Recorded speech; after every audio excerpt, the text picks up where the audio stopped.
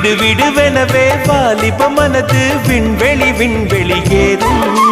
மன்னவா ஒரு கோயில் போய் இந்த மாளிகை எதற்காக? தேவியே என் ஜீவனே இந்த ஆலயம் உனக்காக. வானில் ஒரு புயல் மழை வந்தால் அழகே என்னை எங்கனம் காப்பாய். கண்ணே உன்னை என் கண்ணில் வைத்து இமைகள் எனும் கதவுகள் அடைப்பேன். சத்தியமாகுமா? நான் சத்தியம் செய்யவா? தொடு தொடுவெனவே வானவில் என்னை தூரத்தில் அழைக்கின்ற நேரம்.